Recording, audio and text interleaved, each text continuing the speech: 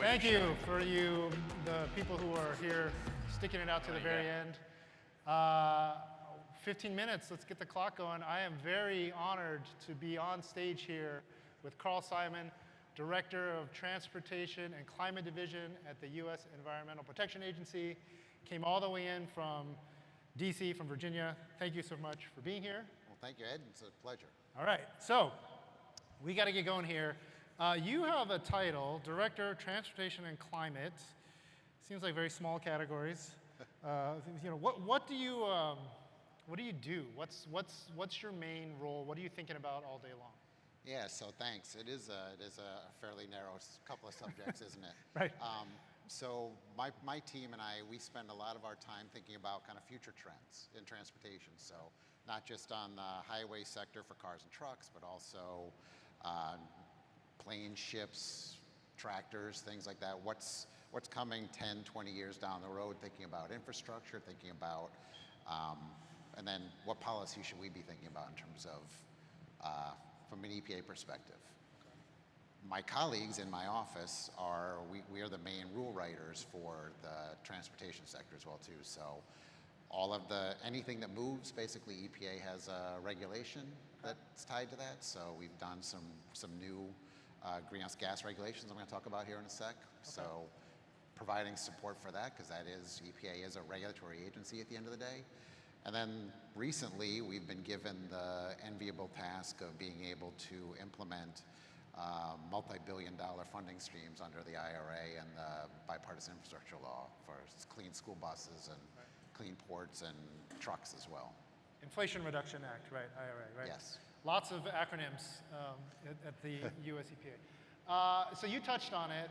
I am reminded that we are here in Long Beach. This is, as you were telling me, this is the busiest port in America, one of the busiest in the world. I think you said something like 40% of all goods come through just the port just behind us here. And while we're here for consumer grade, scooters, bikes, personal mobility devices all the way to like light duty passenger cars, pickup trucks and that sort of thing, how much of that is actually on your mind when you think about like these giant container ships or the airports and everything else in the world that can be sending up, theoretically, huge plumes of toxic gases? Yeah, well, toxic gas is actually a nice way to think about kind of that pollutant. So as we think about how the technology gets developed, so think about zero emission. Zero emission, a lot of the baseline for the cars that we see in this hall and the trucks that are going to be riding around on our highways, battery packs, motors, the equipment controllers. What we've seen from a technology transfer perspective over the years is a lot of this starts in the auto sector.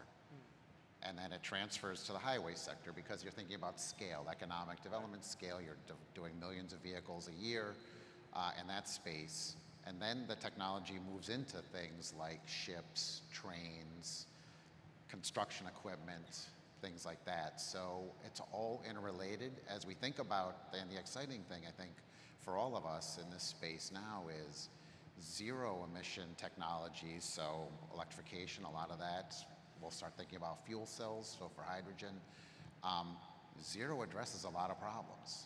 Zero addresses not just the particulate matter, nitrous oxides, carbon dioxide, but it also addresses noise issues. So if you're running trucks through neighborhoods, noise reductions go down. It addresses air toxics. So there are things that get burnt out of diesel and gasoline that are air toxics. So zero really does kind of help address some of those things. We've done, in the last month, we put forward two, I think, what we consider historic rulemaking proposals, one for greenhouse gas reductions for cars and one for greenhouse gas reductions for trucks that we're going to complete over the next 9 to 12 months. The car standard starts in 2027, runs through 2032. We're talking upwards of 50, 60% zero emission. So ZEVs as the technology of choice that we think will be developed. Right. We do performance standards, so we let the manufacturers figure out the best thing that works for the customers. but we do see a really heavy emphasis on electrification. When you look at the health benefits from that rule, billions of dollars in health benefits. When you look at the economic savings to consumers, you're talking $13,000 over the first 8 years of somebody if they buy a 2032 car. You're talking in terms of fuel. For fuel savings. Fuel savings, exactly. From a greenhouse gas perspective, when we look at kind of the lifetime of the program, so about 30 years, we're talking almost 7.5 billion metric tons, which is 4 years of transportation CO2 just from this one program. So it's significant. Okay. The truck program, similar standards as well too. You mean Class 8? Like Class 8, but also down to class, the commercial pickup trucks, box trucks, things like that. The commercial sector is much more segmented, as you know, so it's not you have a lot of school buses, vocational trucks, beer delivery trucks, et cetera. But when you look at those standards, electrification really does play very nicely into that segment going forward as well too. And we're, again, kind of in that 27, 2032 timeframe, and we're 1 billion metric tons of reduction, and again, billions of dollars. You really see the economic savings from because diesel fuel being a really significant part of the ownership model for those trucks. Okay. Let me put my tinfoil hat on and assume the role of a Instagram commenter who sees all these EVs being thrown in their face and who's upset. I've kind of referenced this before. They're like, "You guys, I don't want these things. Who's making them? Like, why? Like, this is the Biden administration or whoever who's in office. Like, this ramming it down my throats." And the thinking being, and I'll just try to maybe take it up level a notch here and say, is the focus on greenhouse gases, on climate change, missing what a lot of people claim is like the dark underbelly of going to full battery electrics? Is like, what about the Congo? What about the minerals and how rare they are? And we're at a strategic disadvantage to China because they own all this stuff. Like, are you just, that's not your department, that's not your remit? Like, where does the EPA stand on that? Well, I mean, I think it's certainly, we hear the same comments, and we're going to get, our rules are now out for comment. We're going to get lots of those comments, I think, going forward. It's a fair issue for people to think through. I think when you look across the spectrum of things, though, that the industry is doing in terms of technology development and innovation to address some of those concerns and make the battery chemistry change, for example, so that you don't have to rely on a lot of the critical minerals coming from countries that we have concerns with. You look at different models for technology getting out into consumer space that maybe you have different ownership models, or you have sharing that allow for different opportunities. And then you look at the community aspect of this too. We want to make sure that this isn't just the high-end consumer innovation. You want to make sure that it's accessible to kind of all parts of the society here in the country. So I think there's a lot of really good work being done. There's a lot of things that have to go right as we think about this transition that we're asking this sector to do. I've been doing this work for 30 years. It's never been the pace of change and the amount of things that people are working on. It's also incredibly exciting. Yeah.